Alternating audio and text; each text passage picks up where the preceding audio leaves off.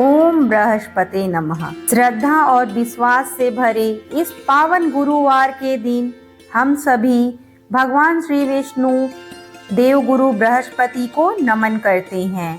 कहा जाता है कि जो भक्त सच्चे मन से गुरुवार का व्रत करता है उसके जीवन से दरिद्रता, दुख और बाधाएं दूर हो जाती हैं।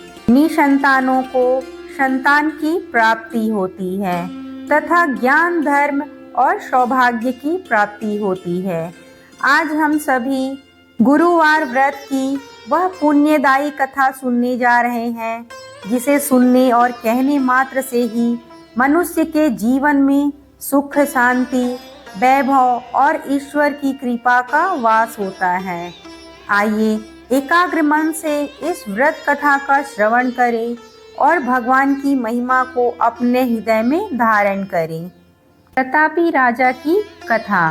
पूर्व काल में एक बड़ा प्रतापी राजा राज्य करता था जो बड़ा दानी और ब्राह्मण, गुरु देवता तथा पितरों की पूजा करने वाला था। उसकी साधुता, धार्मिकता समस्त देशों में प्रसिद्ध हो गई थी।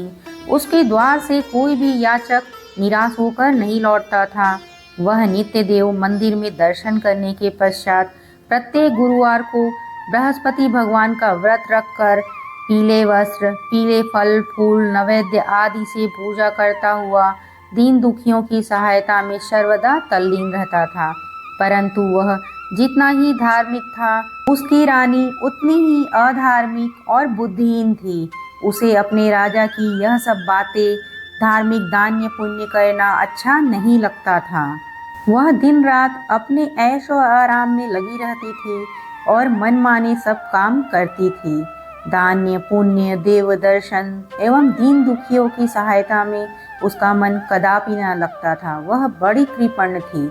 वह धर्म कार्य से राजा को मना किया करती थी और कहती थी कि आप यह सब क्यों करते हैं, किंतु धार्मिक राजा नियम पूर्वक अपने सब कार्य किया करता था।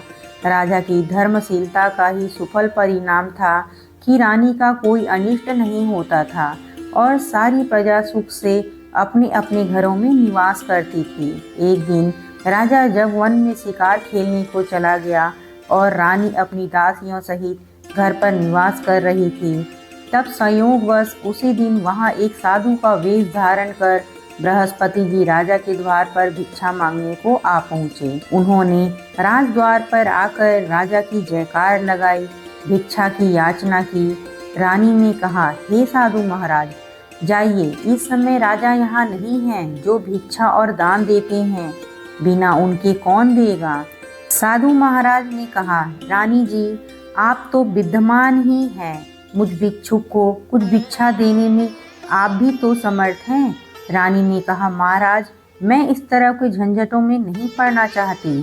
इस दान्य पुण्य से तो मैं बहुत घबरा गई हूँ। व्यर्थ एक पवारा खड़ा रहता है, फिर मुझे गृह के सब कामों से ही अवकाश नहीं मिलता। यह सब काम राजा साहब ही करते हैं जो उन्हीं के अनुकूल है, परंतु मैं तो समझती हूँ कि इस धनी होने से तो निर्धन होना ही अच्छा होगा, क्योंकि यहाँ बहुत सा बखेड़ा तो नहीं करना होगा। क्या आप कोई ऐसा उपाय जानते हैं जिससे यह धन नष्ट हो जाए और मैं शांति पूर्वक रह सकूं? बृहस्पति भगवान ही तो वहाँ साधु बनकर आए थे। उन्होंने कहा, भला संसार में भी कोई ऐसा होगा जिसे संतति और धन की इच्छा ना हो। संतान और धन से तो कोई दुखी नहीं होता, चाहे कोई धर्मात्मा हो या अधर्मी, सभी की धन की इच्छा होती है।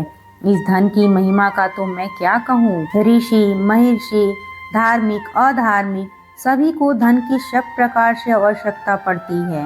यदि तुमको भगवान ने धन दिया है तो तुम उसका शुद्ध उपयोग करो। महात्मा कबीर ने कहा है, भूखे को भोजन, नंगे को चीर, प्यासे को नीर, इतना बाटे सत्य कबीर। तुम्हारे पास धन है तो भूखे मनुष्यों को भोजन कराओ, पौसारे बैठाओ, जिनके वस्त्र ना हो उन्हें वस्त्र दो। इस प्रकार अन्य वस्त्र और जल का दान करो। धर्मशाला बनवाओ, तालाब, तलैया, कुआं और बाग बगीचे बनवाओ। आम, आमला आदि के वृक्षों को लगवाओ और यज्ञ करो। साधु ब्राह्मणों को भोजन कराओ। जिनके पास धन नहीं है उनकी सहायता करो, उनकी कुंवारी कन्याओं का विवाह कराओ। इस प्रकार कितने ही दया आदि धर्म के कार्य है जिन्हें तुम कर सकती हो। यह क्या कहना है कि सब धन नष्ट हो जाए और मैं चैन की सांस लूं। मैं तो सर्वप्रथम यही कहूँगा कि आप इस प्रकार के कर्मों से अपने कुल और नाम को उज्जवल कर लो, मनुष्य जन्म को सार्थक कर लो। मनुष्य के अच्छे कर्म ही उसके लोक परलोक में सहायक होते हैं और अंत में जब शरीर त्याग करता है तब स्वर्ग को जाता है। वहाँ उसे नाना प्रकार के सुखों की प्राप्ति होती है। परंतु साधु महात्मा की इस बात का उस रानी पर कोई प्रभाव नहीं पड़ा। उसने कहा, नहीं महाराज, मुझे इतना धन नहीं चाहिए जिसे मैं इतना यत्न करके उठाऊं, रखूं और फिर उसे दान दे डालूं, अथवा जो आपने कहा इतना पाखंड करूं। मुझे तो यूं ही समय नहीं मिलता, सारा समय घर के कामों में ही नष्ट हो जाता है। फिर महात्मा ने कहा, हे देवी, बड़े दुख की बात है जो तुम अपना ऐसा विचार प्रकट करती हो। अच्छा, यदि तुम्हारी यही इच्छा है तो सुनो, अब मैं तुम्हें जैसी युक्ति बतलाता हूँ वैसा ही करो, इससे तुम्हारी यह इच्छा भी पूर्ण हो जाएगी। बृहस्पतिवार के दिन तुम अपने घर को गोबर से लीपना, स्नान करने से पहले अपने सिर के बालों को अच्छी तरह धोकर स्नान करना। तुम्हारा राजा बृहस्पतिवार के दिन हजामत बनवाए, भोजन में मांस मदिरा का सेवन किया करो, धोबी को बुलाकर वस्त्रों को धुलने के लिए दिया करो। इस प्रकार बृहस्पतिवार को करने से तुम्हारा धन नष्ट हो जाएगा, इसमें कुछ संशय नहीं है। यह कहकर वह साधु महाराज वहां से चले गए। रानी ने उस बात को अपने मन में रख लिया। उसने बृहस्पतिवार के दिन वैसा ही किया। फिर तो बृहस्पति देव उन पर कुपित हो गए और 3 बृहस्पतिवार पूरा होते होते उनकी धन संपत्ति नष्ट हो गई। यहाँ तक कि रानी के घर में खाने तक का ठिकाना ना रह गया। उसके सुख चैन के दिन दूर हो गए। दोनों समय की कौन कहे, एक समय के खाने के लाले पड़ गए। तब राजा ने व्याकुल होकर रानी से कहा, हे रानी जी, आप तो यहाँ रहिए, परंतु अब मुझसे यहाँ नहीं रहा जाएगा, क्योंकि यहाँ तो मुझको सभी लोग जानते हैं, जिससे कोई काम धंधा करके भी अपनी जीविका नहीं चला सकता। इसलिए किसी दूर देश में जाऊंगा, जहाँ खाने पीने का धंधा नौकरी करके अपने दिन व्यतीत करूंगा। शास्त्र में कहा है कि देश चोरी परदेश भिक्षा, दूर चले जाने पर मनुष्य की दुर्दीन दूर हो जाती है। यह कहकर राजा घर छोड़कर परदेश में चला गया, परंतु वहां से भी उसे कुछ अच्छी बुद्धि प्राप्त नहीं हुई, तो वह वन में जाकर लकड़ियां काटकर शहर में बेचता। जो कुछ मिलता उसी से वह किसी तरह अपना पेट पालन कर लेता। इधर राजा के घर पर रानी भी अपने घर पर पड़े पड़े उपवास करती, कपड़े लत्ते से फटीहाल पड़ी रहती और मारे भूख के करवट बदलकर रात काट लेती। इस प्रकार उसकी यह दशा हो गई कि कई दिन तक उसे खाने को कुछ नहीं मिला और मारे भूख के कारण उसका दम घुटने लगा। तब उसने अपनी एक दासी को बुलाकर कहा, हे दासी, तुम हमारी पुरानी दासी हो। इस समय तुम हमारी इतनी सहायता करो कि हमारी बहन के यहाँ जाकर उनसे हमारा दुख कहकर हमारे लिए कुछ अन्न मांग लाओ। हमारी बहन नेक और धनवान है, यदि वह कुछ सहायता कर देगी तो हमारे कुछ दिन खाने के हो जाएंगे, और नहीं तो 10-5 सेर बेझड़ ही मांग लाना। इस प्रकार रानी की आज्ञा मानकर दासी उसकी बहन के घर गई। जिस समय वह दासी उसकी बहन के पास पहुंची, उस समय वह बृहस्पतिवार की व्रत किए कथा सुनने को बैठी थी। उसने उसी समय कहा कि हे रानी, मैं आपकी बहन के पास से आई हूँ। आपकी बहन इस समय बड़े कष्ट में है, आप उनकी कुछ सहायता कर दें, नहीं तो 10-5 सेर बेझड़ ही उनके लिए दे देवे तो कुछ दिन कट जाएंगे। दासी ने अनेक बार कहा, परंतु रानी ने ध्यान नहीं दिया और न ही कुछ बोली, क्योंकि वह मौन भाव से एकाग्रचित हो विष्णु भगवान की कथा सुनने में लीन थी। जब रानी कुछ न बोली तो वह मन में उदास हो अपने घर को लौट उस रानी के पास चली आई। जिसने उसे भेजा था और आकर रानी से कहा कि आपकी बहन तो बड़ी घमंडी है, वह सहायता और बेझड़ क्या देती, उसने तो मुझसे बात भी नहीं की। उसे सुन रानी बोली, इसमें उसका कोई दोष नहीं है। जब बुरे दिन आते हैं तब तृण भी पहाड़ बन जाता है और मित्र भी शत्रु हो जाता है, तथा कोई भी उस दुखी का साथ नहीं देता है। अच्छे बुरे का पता विपत्ति में ही लगता है। यह सब हमारे भाग्य का दोष है। इधर तो यह बात हुई, उधर जब रानी बृहस्पति जी की कथा सुनकर उठी तो उसे ध्यान आया कि मेरी बहन की दासी आई थी और व्रत की कथा सुनने में मैंने उनसे कुछ बात भी नहीं की। इस बात को विचार कर वह किंचित शांत रही और जानकर भी भाव भक्ति से पूर्ण सप्रेम विष्णु भगवान का पूजन समाप्त कर वह सीधे अपनी बहन के घर गई और कहा कि हे बहन, तुम्हारी दासी मेरे पास गई थी, परंतु मैं बृहस्पतिवार का व्रत किए बैठी थी और मौन भाव से कथा सुन रही थी। उस कथा में जब तक कथा पूरी ना हो जाए तब तक बोला नहीं जाता और न ही वहां से उठा जाता है। इस कारण वह लौट आई और कहा, बहन, उसे आपने मेरे पास किस लिए भेजा था? रानी बोली, बहन, मेरे पास अन्य नहीं था। तुम तो जानती हो कि इधर हमारे घर की दशा बड़ी शोचनीय हो गई है, इसलिए मैंने दासी को तुम्हारे पास 5 सेर बेझर लेने के लिए भेजा था, परंतु वह खाली हाथ लौट आई। मैंने सोचा कि तुम किसी काम में फंसी होगी, जिससे दासी को यूं ही लौटा दिया। रानी बोली, नहीं बहन, उसने तो मुझसे कुछ कहा ही नहीं, परंतु यह क्या बात है? मैं तो समझती हूँ कि तुम्हारे घर में ही बेझड़ मौजूद है। तुम अपने घर में जाकर फिर देखो। अपनी बहन के ऐसा कहने पर रानी ने जब घर में जाकर देखा तो बेझड़ से भरा हुआ एक घड़ा मिल गया। अब तो वह रानी और बांदी बहुत ही खुश हुई। बांदी बोली, हे रानी, यूं तो भोजन के अभाव में हम लोग नित्य ही व्रत करते हैं, इसलिए मेरी समझ में यह आता है कि यदि हम लोग इनसे व्रत की विधि और कथा पूछ लें तो कोई हानि नहीं है। रानी ने कहा, हाँ, कोई हानि नहीं है, अवश्य ही पूछ लिया जाए। रानी ने अपनी बहन के समीप बैठकर पूछा कि हे बहन, बृहस्पतिवार के व्रत का क्या विधान है और यह व्रत कैसे किया जाता है? उस धार्मिक रानी ने कहा, बहन, बृहस्पति भगवान की कथा में कोई विशेष झंझट नहीं करना पड़ता। केवल चने की दाल और मुनक्का से विष्णु भगवान का केले की जड़ में पूजन करना चाहिए तथा दीप दान भी करें, अर्थात दीपक जलावें। उस दिन पीला भोजन करें और कहानी सुनें। ऐसा करने से गुरु बृहस्पति प्रसन्न होते हैं।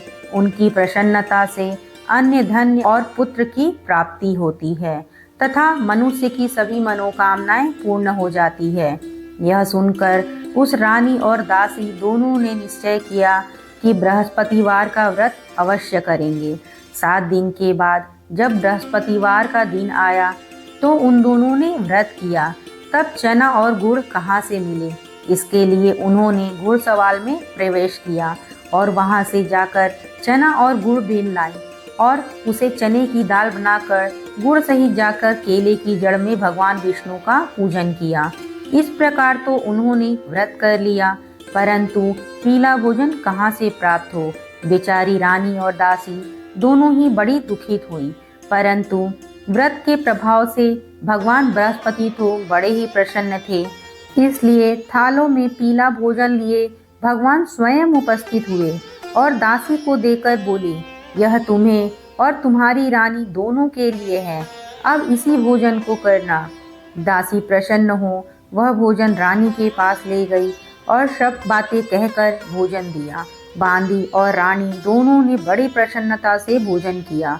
फिर तो वह प्रत्येक बृहस्पतिवार को व्रत रखती और देव गुरु बृहस्पति के लिए भगवान विष्णु की पूजा करती। इस पूजा से वह रानी हो गई। उसके घर में ज्यों की तो सारी संपदा भर गई। दासी भी बड़ी धनवान हो गई, परंतु ब्रह्मा के लेख और कर्म की रेखा को मिटाना बड़ा कठिन होता है।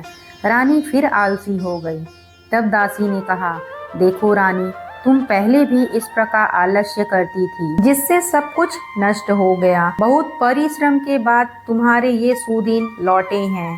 दीन जनों को दान देकर सभ्य पुण्य कर्म करो, भूखे को भोजन और प्यासे को पानी दो, पौसारे बिठा ब्राह्मणों को दान मान सम्मान और भोजन दो। रानी ने फिर खूब सुकर्म किया, उसका यश फैल गया। वह अपने पति राजा के लिए चिंता में पड़ी कि राजा कैसे होंगे। उसने गुरु बृहस्पति से राजा के मिलने की प्रार्थना की। भगवान ने रात्रि में राजा को स्वप्न दिया। राजा प्रातः काल होते ही अपने देश को चला। मार्ग में उसकी भेंट बृहस्पति भगवान से हो गई। उन्होंने राजा को अपना व्रत करने को कहा। राजा ने कहा, मैं तो लकड़हारे का काम करता हूँ, इतना पैसा कहाँ से पाऊंगा जो यह सब विधि विधान से करूँगा। साधु के वेश में आए बृहस्पति महाराज ने कहा, अगले बृहस्पतिवार को तुम व्रत करके देखो तो सही, तुम्हें रोज से दुगना धन मिलेगा। निर्धन ब्राह्मण की कथा। पूर्व काल में एक बड़ा ही गरीब ब्राह्मण था, जिसकी कोई संतान ना थी। उसकी स्त्री बड़ी मलिन स्वभाव की थी। प्रातः सोकर उठते ही सर्वप्रथम भोजन करती, फिर कोई दूसरा कार्य करती थी। यह देखकर वह ब्राह्मण बड़ा दुखी रहता था। कुछ समय बाद उसकी स्त्री को कन्या उत्पन्न हुई। वह कन्या एक कन्या रत्न थी। वह कन्या जो जो बड़ी हुई, उसका स्वभाव निखरता गया।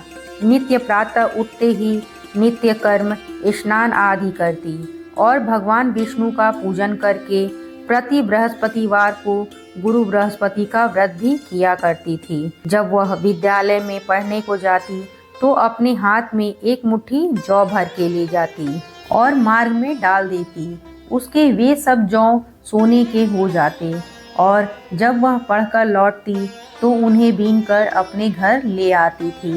एक दिन वह बालिका जौ को सूप में रखकर फटकने लगी। तब उसके पिता ने कहा, हे बेटी, सोने की जौ को फटकने के लिए सोने का सूप भी होना चाहिए। उसके दूसरे दिन बृहस्पतिवार का दिन पड़ता था। उसने नित्य की भांति गुरु बृहस्पति का व्रत किया और एक मुट्ठी जौ ले जाकर मार्ग में छींट दिया और कहा, हे गुरु, यदि मैं सच्चे मन से आपका व्रत करती हूँ तो उसके प्रताप से आप मुझे सोने का सूप भी दीजिए। जब वह कन्या पाठशाला से लौटकर जौ बटोरने लगी तो गुरु बृहस्पति की कृपा से सोने का सूप भी मिल गया। दूसरे दिन वह कन्या जब सोने के सूप में सोने की जौ को फटक रही थी, तभी शहर का राजकुमार उधर से आ निकला। उस कन्या को देख उसके रूप, शील और गुणों को देखकर उस पर मोहित हो गया और अपने घर आकर बीमारी का बहाना करके लेट गया। जब यह समाचार उसके पिता को मिला तब रानी ने आकर उससे बीमारी का कारण पूछा तो राजकुमार ने बताया कि मुझे कोई रोग या कष्ट नहीं है।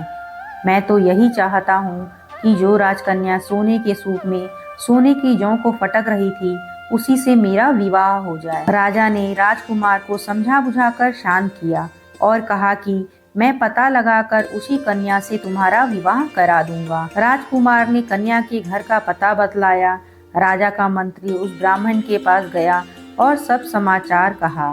ब्राह्मण ने सविधि कन्या राजकुमार को दे दी। कन्या के जाते ही पूर्वतः वह ब्राह्मण दरिद्र हो गया। अन्य वस्त्र से दुखी एक एक दिन मुश्किल से व्यतीत होने लगा। एक दिन वह दुखी पिता अपनी कन्या से भेंट करने गया। कन्या ने पिताजी की दीनता को देखकर कहा, पिताजी, आप माताजी को यहाँ लिवा लाइए, मैं उनको युक्ति बतला दूंगी जिससे आपकी गरीबी सर्वदा के लिए दूर हो जाएगी। ब्राह्मण अपनी पत्नी को कन्या के घर लिवा लाया। कन्या ने अपनी माता को समझाते हुए कहा, माताजी, आप नित्य प्रातः उठकर नित्य क्रिया से निवृत्त होकर स्नान आदि करके विष्णु भगवान की पूजा किया करें, जिससे आपके घर की सारी दरिद्रता दूर हो जाएगी। उसने ध्यान नहीं दिया और पहले की बातें उठकर बच्चों का जूठन खा लेती थी और पूजन के समय कह देती कि मैं तो भोजन कर चुकी हूँ। यह सुनकर उसकी पुत्री को बड़ा दुख हुआ और उसने अपनी माँ को कालकोठरी में बंद कर दिया और प्रातः काल निकाल कर स्नान, पूजा पाठ आदि कराया। इससे उस ब्राह्मणी की बुद्धि ठीक हो गई और वह बृहस्पतिवार का व्रत करने लगी। बृहस्पति भगवान के व्रत से वह ब्राह्मण धनवान और सुखी हो गया तथा मरने पर वे पति पत्नी स्वर्ग के सुख को प्राप्त हुए। उधर वह राजा जो लकड़हारे का कार्य करके अपनी जीविका चलाता था, साधु महात्मा के कथन से बृहस्पतिवार का व्रत किया तो उसके लकड़ी के व्यापार में दूना चौगुना लाभ होने लगा। परंतु किसी एक दो बृहस्पतिवार का व्रत उसने नहीं किया तो गुरु बृहस्पति की नाराजगी से उसे बड़ा कष्ट हुआ। उस दिन उस नगर के राजा ने यज्ञ किया जिसमें उसने यह घोषणा कर दी कि कोई मनुष्य अपने घर में भोजन ना करे, अग्नि भी ना जलावे, सभी मेरे घर आकर भोजन करें। जो इस आज्ञा का पालन नहीं करेगा उसे फांसी पर लटका दिया जाएगा। राजा की आज्ञा के अनुसार सभी भोजन करने को गए। यही एक लकड़हारा कुछ देर से पहुंचा, इसलिए राजा उसको अपने घर लिवा ले गए और भोजन करा रहे थे तो रानी की दृष्टि उस खूंटी पर पड़ी जिस पर उसका नौलखा हार लटका हुआ था। वह वहां नहीं दिखा। रानी ने सोचा कि इसी मनुष्य ने मेरा हार चुरा लिया है। फिर तो उसी समय उसको जेल खाने में डाल दिया गया। जब राजा जेल खाने में गया तो विचार करने लगा, ना जाने किस जन्म का दुष्कर्म है जिससे मुझे यह दुख प्राप्त हुआ है। उसी क्षण बृहस्पति जी साधु के वेश में आए और कहा कि तुमने बृहस्पति जी का व्रत नहीं किया, इसी से तुमको यह दुख प्राप्त हुआ है। खैर, अब कल ही बृहस्पतिवार है। इसी जेल खाने के फाटक पर तुमको पड़ा हुआ 4 पैसा मिलेगा, उसी से तुम व्रत कर लेना। उधर राजा को स्वप्न दिया, हे राजा, तुमने जिस व्यक्ति को जेल खाने में डाल दिया है वह सर्वथा निर्दोष है। वह राजा है, उसको छोड़ दो। रानी का हार कुटी पर है, यदि नहीं छोड़ोगे तो तुम्हारा राज्य नष्ट हो जाएगा। राजा ने स्वप्न देखकर सवेरे उठकर देखा तो हार खूंटी पर दिखाई दिया। उसे देखकर राजा ने प्रसन्न हो लकड़हारे को बुलाकर क्षमा मांगी तथा राजा के योग्य सुंदर वस्त्र आभूषण देकर विदा किया। राजा अपने नगर को चला गया। जब वह वहां पहुंचता है तो देखता है कि अब तो यहाँ सब सुख छाया हुआ है। चलते चलते घर पर आए। यहाँ रानी ने राजा के स्वागतार्थ पहले से ही बांदी को राजद्वार पर भेज दिया था। बांदी बड़े स्वागत से राजा को महल में लिवा ले आई। राजा ने क्रंद हो रानी से पूछा, यह धन वैभव तुमको किस प्रकार मिल गया? उसने कहा, यह सब गुरु बृहस्पति के व्रत की महिमा है। राजा ने कहा, बड़ी अच्छी बात है, अब मैं यह व्रत नियम पूर्वक करूंगा। यहाँ तक कि सर्वदा राजा के दुपट्टे में चने की दाल बंधी रहती और दिन में 3 बार गुरु महाराज की कहानी कहा करता था। एक दिन वह राजा घोड़े पर सवार होकर अपनी बहन के घर उसे देखने चला। मार्ग में देखा कि एक मुर्दे को लेकर कुछ लोग शमशान जा रहे हैं। राजा ने कहा, अरे भाइयों, जरा ठहर जाओ और बृहस्पति भगवान की कहानी सुन लो। उसे सुन उन सबको आश्चर्य हुआ, परंतु राजा ने कह सुनकर सबको रोक लिया और कहानी आरंभ की। जब कहानी आधी पहुंची तो मुर्दा हिलने लगा और कहानी जो ही समाप्त हुई कि वह राम राम करके उठ खड़ा हुआ। राजा वहां से आगे बढ़ा तो एक किसान जो खेत में हल जोत रहा था उसे अपनी कहानी सुनानी चाहिए। तो उसने कहा, वह मैं अपना हल चलाऊं कि तुम्हारी कहानी सुनूं? राजा जो ही आगे बढ़ा कि हल के बैलों में से एक बैल पछाड़ खाकर गिर पड़ा और उसके भी पेट में भयंकर दर्द होने लगा। उसी समय उसकी माँ जलपान के लिए रोटी और पानी लेकर आई तो पेट में दर्द पड़ा पाया और पूछा तो बेटे ने सब बात कह सुनाई। बुढ़िया दौड़कर उस घुड़सवार राजा को बुलाया और कहा कि मैं आपकी कहानी सुनूंगी, मुझे सुनाओ। राजा बुढ़िया के खेत पर कहानी कहने लगा कि उस किसान का बैल उठ खड़ा हुआ तथा किसान के पेट का दर्द भी बंद हो गया। राजा अपनी बहन के घर आया। बहन ने उसका बड़ा स्वागत किया। समाचारों के आदान प्रदान तथा परस्पर वार्तालाप करते हुए सुख से सोकर सबने रात्रि व्यतीत की। दूसरे दिन प्रातः होने पर राजा उठा तथा अन्य सभी लोग उठकर अपने कामकाज में लगे। तब राजा, जो गुरु बृहस्पति का बड़ा ही भक्त था, उसने अपनी बहन से कहा कि बहन, बृहस्पतिवार की कथा किसी ऐसे मनुष्य को सुनाना चाहता हूँ जो भोजन ना किया हो। बहन ने कहा, भैया, यहाँ बहुत तड़के ही सब लोग भोजन कर लेते हैं, फिर भी मैं तलाश करती हूँ। उसने देखा कि पड़ोस में जो कुम्हार रहता है उसका बेटा बहुत बीमार था, जिससे 3 दिन से उसके घर वालों ने मारे दुख के कारण भोजन नहीं किया। रानी ने कुम्हार से कहा कि तुम मेरे भाई से गुरु बृहस्पति की कहानी सुन लो, क्योंकि तुम लोगों ने अभी तक भोजन जलपान कुछ भी नहीं किया। कुम्हार ने कहा, बहुत ठीक, मैं राजा से कहानी सुनने को आया।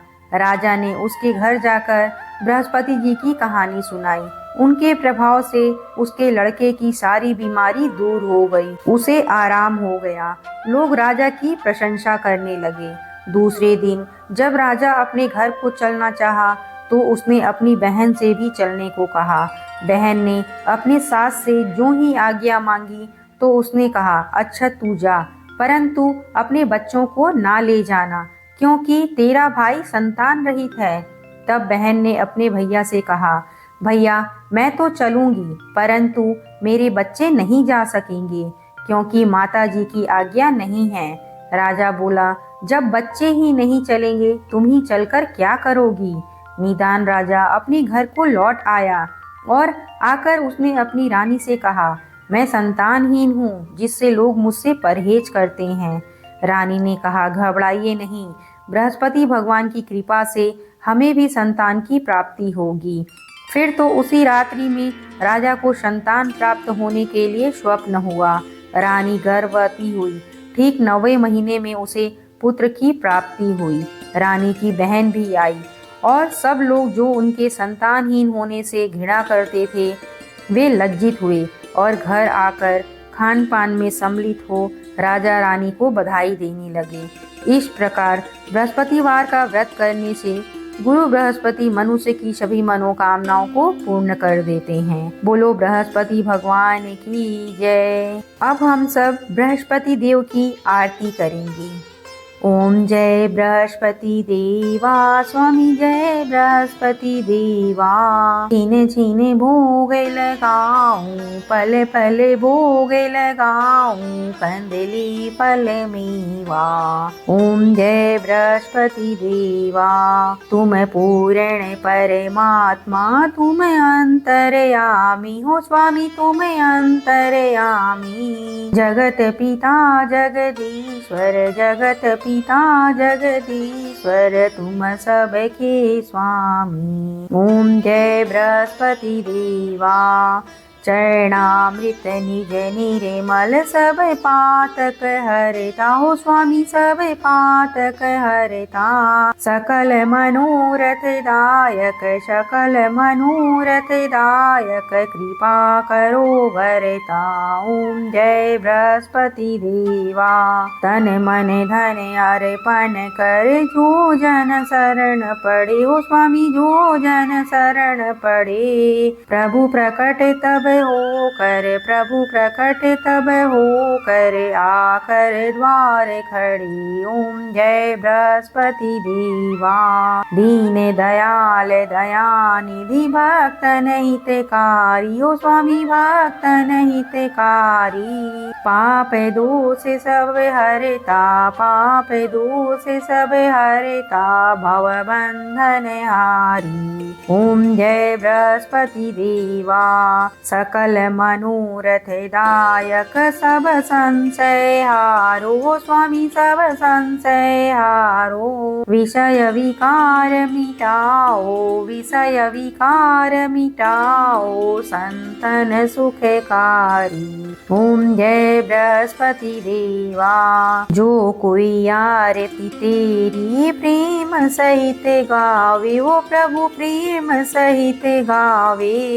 ज्येष्ठानंद आनंद कर, ज्येष्ठानंद आनंद कर, सो निश्चय पावे। ओम जय बृहस्पति देवा। बोलो विष्णु भगवान की जय।